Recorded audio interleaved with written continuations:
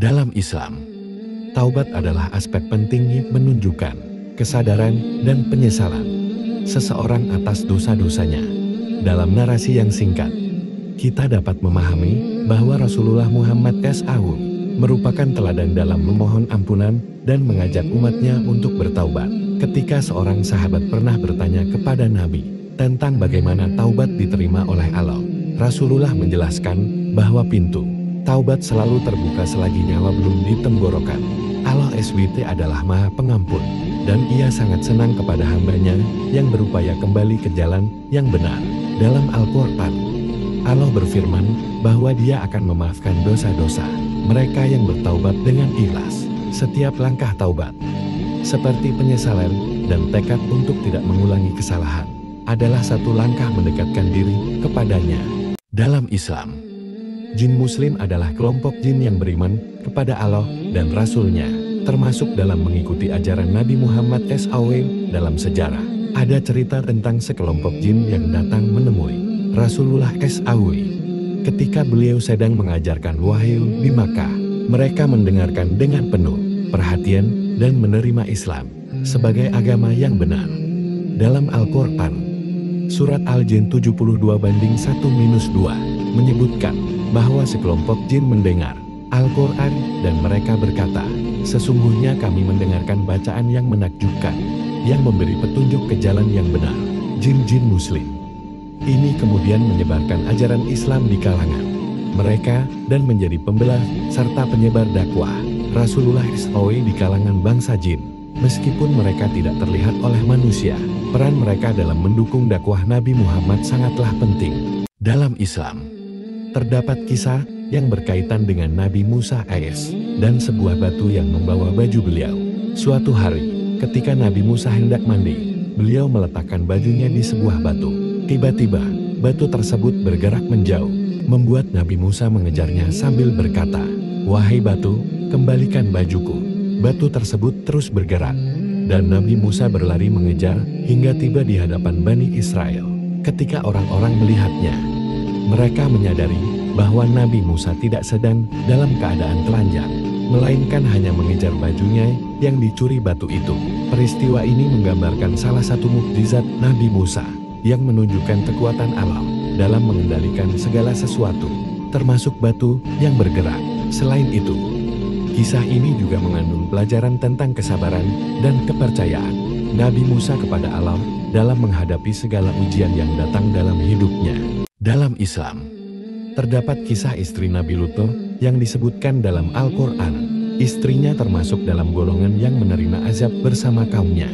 Kaum Nabi Lut yang dikenal karena perbuatan homoseksual dan kerusakan moral lainnya dibinasakan oleh Allah dengan bencana yang sangat dahsyat. Meskipun Nabi Lut berusaha memberi petunjuk dan peringatan kepada kaumnya, istrinya malah mengkhianati beliau dan mendukung keburukan yang dilakukan oleh kaumnya. Allah akhirnya menghukum istri Nabi Lut dengan turut terkena azab yang menimpa kaumnya sebagai bentuk keadilan atas pengkhianatannya.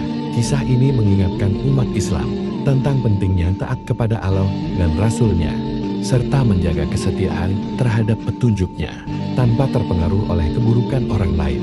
Dalam Islam, Nabi Ibrahim Abraham dikenal sebagai salah satu nabi yang sangat taat kepada Allah.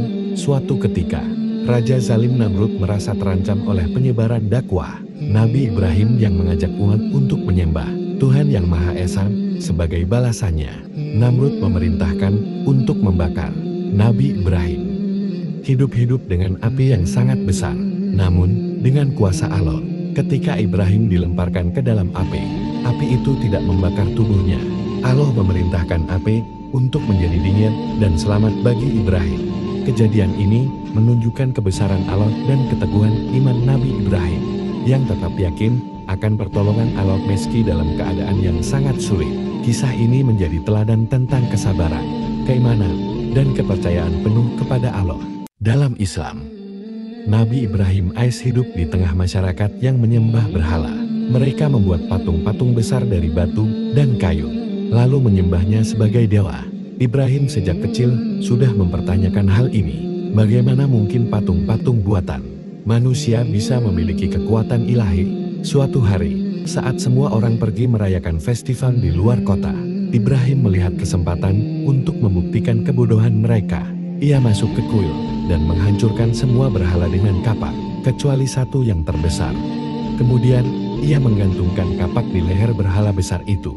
Ketika masyarakat kembali dan melihat berhala-berhala mereka hancur, mereka bertanya, siapa yang melakukan ini? Ibrahim dengan tenang berkata, tanyakan saja pada berhala besar ini. Kapaknya ada di lehernya. Mereka tersadar bahwa berhala tidak bisa berbicara, apalagi melindungi diri sendiri. Dalam Islam, dalam sebuah hadis yang masyhur, dikisahkan bahwa ketika Nabi Muhammad SAW melakukan perjalanan Isra Mi'raj, langit-langit terbelah untuk menyambut kedatangan beliau. Setiap langit yang dilewati oleh Rasulullah seakan ingin mendapat kehormatan untuk diinjak dan dilewati oleh kaki beliau. Masing-masing langit tersebut penuh rasa taksim dan antusiasme, seolah berebut untuk merasakan kehadiran utusan Allah yang mulia ini. Perjalanan suci tersebut menjadi simbol penghormatan seluruh alam semesta kepada Nabi Muhammad, menunjukkan betapa beliau dicintai oleh Allah dan dimuliakan oleh seluruh makhluk. Isra Mi'raj tak hanya perjalanan fisik, tetapi juga spiritual yang mengukuhkan kedudukan Nabi sebagai pemimpin umat manusia dan rahmat bagi seluruh alam. Dalam Islam, kisah sumpah Nabi Ayub untuk mencambuk istrinya 100 kali terjadi ketika Nabi Ayub diuji dengan penyakit dan kehilangan, namun tetap sabar. Istrinya yang setia, Rahmah, merawatnya sepanjang waktu. Suatu ketika, karena kelelahan, ia menyarankan Nabi Ayub berdoa agar penderitaannya diakhiri. Nabi Ayub merasa terganggu, lalu bersumpah akan mencambuk istrinya 100 kali. Setelah Allah menyembuhkan Nabi Ayub, dia memberikan cara agar Nabi Ayub dapat memenuhi sumpahnya tanpa melukai istrinya. Allah menyuruhnya mengambil sikat ranting lembut dan menyentuh istrinya 1 kali sebagai simbol 100 cambukan. Kisah ini menunjukkan ketaatan Nabi Ayub, kasih sayang Allah, dan hikmah dalam memenuhi sumpah tanpa menyakiti. Dalam Islam, menikahi anak dari bibi sepupu diperbolehkan dan termasuk dalam kategori pernikahan yang sah. Pernikahan dengan sepupu baik sepupu dari pihak ayah atau ibu tidak termasuk dalam hubungan yang dilarang. Dalam Al-Quran Qiyas An-Nisa 23 yang merinci mahram atau orang-orang yang tidak boleh dinikahi. Pernikahan dengan sepupu bahkan dianggap umum dalam banyak budaya muslim. Namun, Islam juga mengingatkan agar mempertimbangkan kesehatan, keturunan, serta kesiapan calon pasangan dalam menikah. Jika niatnya untuk menjaga silaturahmi dan membangun keluarga sakinah, mawaddah, dan rahmat, maka pernikahan ini bisa membawa banyak kebaikan selama semua syarat sah pernikahan dipenuhi. Dalam Islam, menelan air mani suami dianggap makruh atau tidak dianjurkan. Pendapat ini berasal dari pandangan ulama yang menganggap air mani sebagai sesuatu yang najis atau tidak bersih.